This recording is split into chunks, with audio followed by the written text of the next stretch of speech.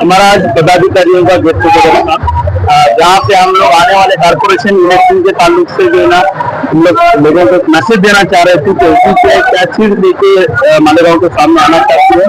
और अल्हम्दुलिल्लाह हमारे को बहुत अच्छा रिस्पॉन्स है, क्योंकि यहाँ के लोग जो है मालेगांव की जो जनता है वो इस पॉलिटिकल जो गुलामगिरी है, जो खानदानी चंद खानदान जो रूल कर रहे हैं मालेगांव को, उनसे जकड़ से आजाद होना चाहती है। वो अपने मसलों के सोल्यूशन चाहती है, ना कि आश्वासन चाहती है।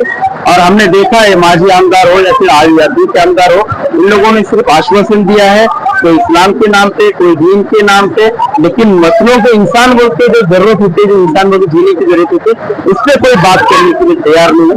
आवाम यहाँ पे बदलाव चाहती है और बहुत अच्छा रिस्पॉन्स है। इसी ताल्लुक से हम लोग यहाँ पे आज नया वाली है। आप बिहार के रिजल्ट को देखिए, हमें वही बोलना है कि जो किस्ताई ताकतें हैं, जो संघ मानसिकता की जो नफरत की सियासत करते हैं, वो ताकतें आज पूर्व तरीके से आगे आ रही है।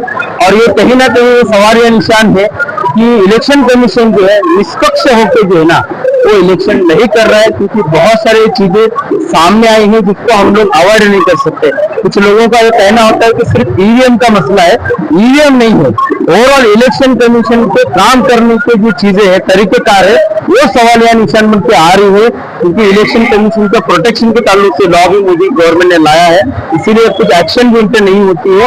लोकतंत्र खतरे में है, हम यही बोलेंगे, क्योंकि आजकल बिहार का जो रिजल्ट है ये बता रहा है कि फेयर तरीके से शायद इलेक्शन नहीं हुए, क्योंकि जिस तरीके से रुझान था वहां की जनता का, हम भी वहां पे गए थे, वो अलग था, लेकिन रिजल्ट कुछ अलग दिख रहा है। आपको एक बात बोलना चाहता हूँ मैं कि 22% जो वोट है वो महागठबंधन को मिले हुए थे, 22% वोट है, लेकिन 18% और 20% वोट जो है वो बीजेपी और जेडीयू को मिला है, नीतीश कुमार की पार्टी को। लेकिन सत्ता कौन बना रहा है? तो नीतीश कुमार बीजेपी बना रही है। देखिए, हिंदुस्तान के अंदर हिंदू मुस्लिम और जो आतंकवाद है, फेयर पैदा करने के लिए बाजू के जो कंट्रीज है, चाहे पाकिस्तान हो, बांग्लादेश और भी दीगर कंट्रीज है, इनके जरिए से बार बार इस मुल्क की एकता को तोड़ने का काम होता है। और हम ये समझते हैं ना, ये सिर्फ मुल्क के ऊपर, पूरे मुल्क पे हमला है। सिर्फ जो शहीद हुए हैं, हम उनको ताल्लुक से बोलना चाहते हैं कि दहशतगर्दी के खिलाफ हिंदुस्तान का मुसलमान भी साथ में है, और एसडीपीआई भी इसके ताल्लुक से पुरजोर इसको ये करते हैं कि उसकी सख्त कार्रवाई होना चाहिए। और जरूरत पड़ने पे जो कल्प्रिट है, चाहे वो देश के बागी मुल्क के हो, उन पे कार्रवाई होना चाहिए, क्योंकि हमारे एकता और अखंडता पे हमला है। जी, 19 हिंदुस्तान में जितने बम ब्लास्ट हुए हैं, उन बम ब्लास्ट के अंदर 19 ऐसे केसेस है जिसके अंदर आरएसएस और आरएसएस के संघ परिवार से जुड़े हुए ऑर्गेनाइजेशन चार्जशीट हुआ है उनके नाम से। ये मैं नहीं बोल रहा, सिर्फ आरोप नहीं लगा रहा हूँ, 19 केसेस है, उसमें से एक मालेगांव ब्लास्ट भी केस है।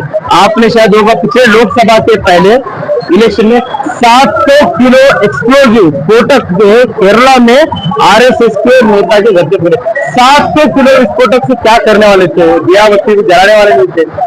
और इसके पहले भी जो आप देखते हैं, कुरुलकर जो जासूसी करने वाला था, आरएसएस का बंदा था, जो डीआरडीओ हमारी जो वैज्ञानिक शाखा है उसके अंदर काम कर रहा था, जो पाकिस्तान के जासूसी करते सबसे ज्यादा जो लोग मिले हैं, उसमें सबसे ज्यादा संघ और भाजपा से जुड़े हुए लोग मिले। ये फैक्ट है, ये मेरा सिर्फ एलिगेशन नहीं है।